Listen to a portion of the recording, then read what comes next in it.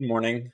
And man, I'm really trying to keep up with doing some of these videos if I can. Um, I thought today, I was looking to see if I could find anything specifically to talk about on the news, and I realized that probably more important than any specific topic, if you're looking to get into tech, or even if you're looking to maybe start a business or do something new with your life or get advanced or anything else along those lines, I think probably the most important thing that there is, just across the board, is it's a Woody Allen quote, which is maybe not the best, but 80% of success is showing up.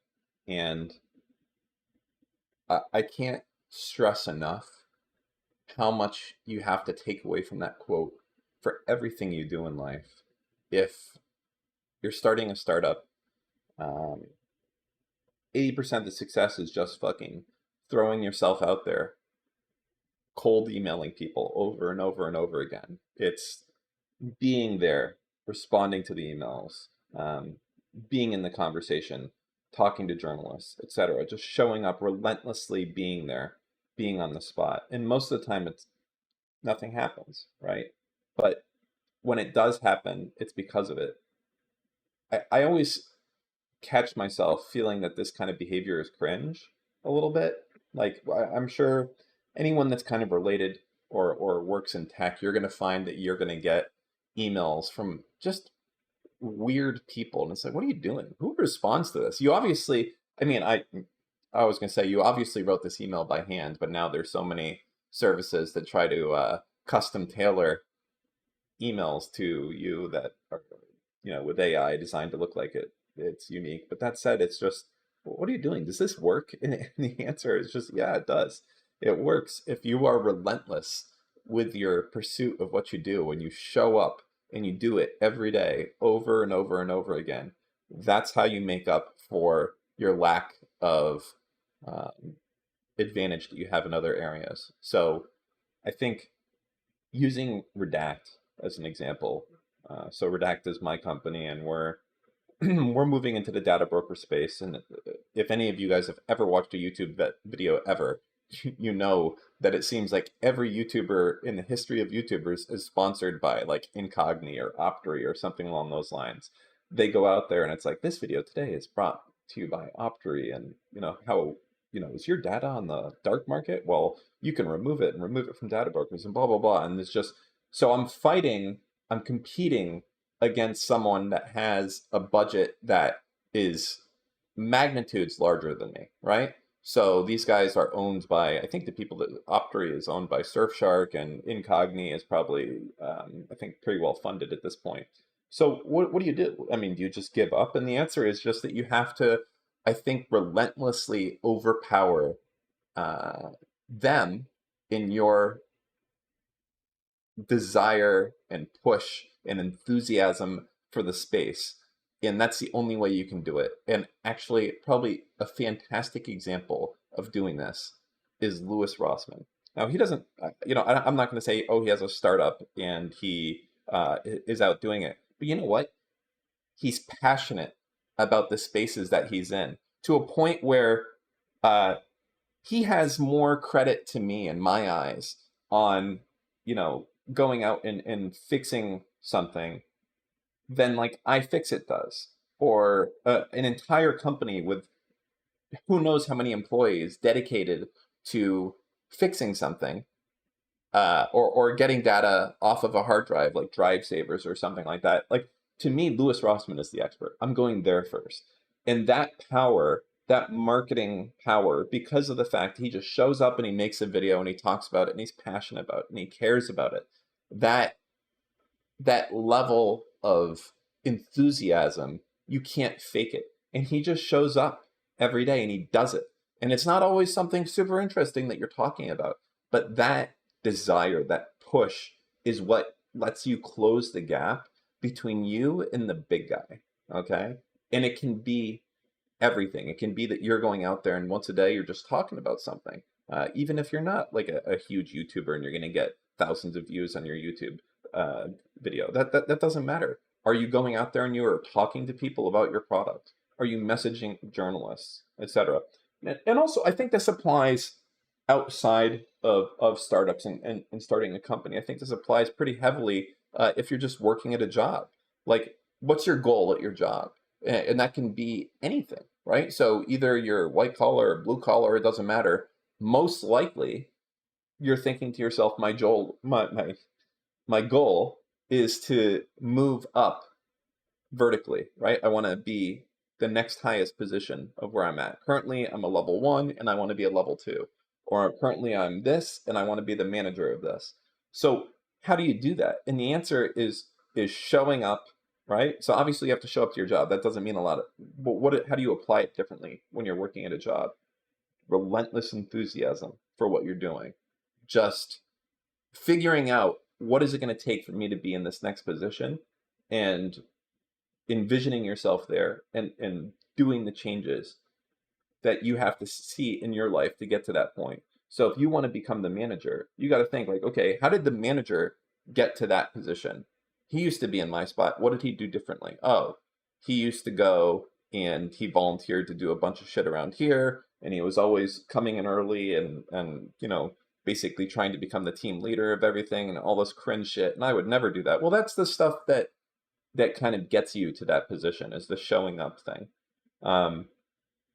I think it's the hardest thing, but I can't think of anything else that is so much more valued than showing up. So I feel like there's 3 elements of success to get to success. The first one is, how smart are you? Okay. You might be a moron. I'm a moron. Okay. No, I'm kidding. I'm not a moron. But I can be a moron sometimes. But that said, how smart are you? And be realistic with it. I'm not Bill Gates. I'm not Steve Jobs or Steve Wozniak or any of these other guys. Like, these guys are just, they make the quote that I quote. And I understand that. And I'm also never going to be as wealthy as them. And I don't think I want to be. So how smart are you? That's one of the 3 pillars. The second pillar is, how lucky are you? And this is something that you can't control, but you can help the odds with a third option, which is, how much do you show up? And that's it. And showing up and getting yourself out there in front of other people greatly increases the odds of the second thing, of being lucky. Like, if you're talking about you want to get acquired, how does that happen? Well, you got to know the people who are going to be doing the acquisitions. How do you do that? Well, you got to show up to the conferences that they go to and talk with them and have lunch with them and tell them about your product and convince them, without convincing them that you would be a great part of their team or anything along those lines like that. The same thing goes with getting advanced. How do you get advanced? Well, you got to try and find ways to spend more time with the people in upper management, to the point where they're like, hey, we should move Dan into management. I like that guy. He's cool. And this obviously applies a lot more to if you're, a lower level XYZ at IBM than you do if you're at a 10-person car repair shop. And I understand that. But in general, to me, those are the 3 pillars of success, of the conjoined triangle or whatever of success. But showing up is probably the most important thing. You can get really, really far by being smart and being lucky. Being smart alone typically is not worth it. Being lucky alone is typically not worth it. And you can see a lot of that, I think, in crypto. Crypto has harbored a lot of these people that bought Bitcoin early when it was $1, and they didn't do anything. They spent $1,000 on Bitcoin when it was $1 a piece, and then they didn't do anything for 10 years. And now they're worth 20, 30, whatever, $1 million. And now these people are doing TED Talks, and it's like, you really don't have anything to teach me. You don't have anything of value to add. You just bought a lottery ticket and held on to it. To me, that's the reason a lot of people are so enticed to crypto, is because it feels like you can make your own success there without going through all of the bullshit. A lot of startup founders, I think they come in and they're like, I'm just going to make the greatest product. I'm not going to fuck around with a good sales team. Fuck that. The clients are going to come to me. I don't need the sales team. I just need the best product. If I have the best product, I win. That's at the end of the day. And that was my view also when I started out doing a lot of startup stuff early on. And it's just not true. If you had to ask me now, Dan, what would you rather have? You're going to go into the industry of creating widgets. Would you rather have, hands down, the best widget? Or would you rather have and a shitty sales team or no sales team? Or a mediocre widget and a fucking all-star sales team? I will take the latter every day of the week. And you're going to do better as a result of that. And it really just comes down to the fact that I think every person has this dream that they're just going to like go out there and create something, and they don't have to do all that bullshit slog. They don't have to show up every day. They just created the best thing, and as a result of that, success will come to them. I don't need to go and do these meetings and all this cringe reaching out to journalists. Like, I'm just going to be just like Elon. I'm not going to even have a PR department. Like, we're just going to we'll just be successful. And like, fuck you if you want to comment or anything. I don't need you. Like, my stuff is the best. It speaks for itself. I don't need to advertise anything else. And it is just, it's wrong for most industries. You have to show up. You have to be there. You have to know what you're doing and struggle and slog through it, even if you're smart, even if you're lucky, because that's how you go from being just smart or just lucky to being successful. And so far I've only really talked about this as far as business, but I feel like you can apply it to a lot of other things with your life. There's a joke. It's not a joke. It's true. My wife that I met when I was 19. I don't even know if this is allowed today, but it's fine. We'll tell the story anyways. But my wife was a bartender, and she was very cute. She still is. And every night she was working, and she would have tons of people leaving her phone numbers. Hey, call me. You're cute, etc., etc. And I was one of them. But I was relentless because I saw her, and I knew. I was like, this is the one for me. And I don't know how I knew, and this is getting off of it, but I was relentless, okay? I kept coming back. I kept talking to her. I kept telling her cute jokes, jokes about cats, things along those lines, things that I kind of found out that she liked as it went. And eventually she went out on a date with me. Was I the best looking of the guys? Definitely not. Was I the richest of the guys? Absolutely not, because I was just an enlisted guy in the Coast Guard.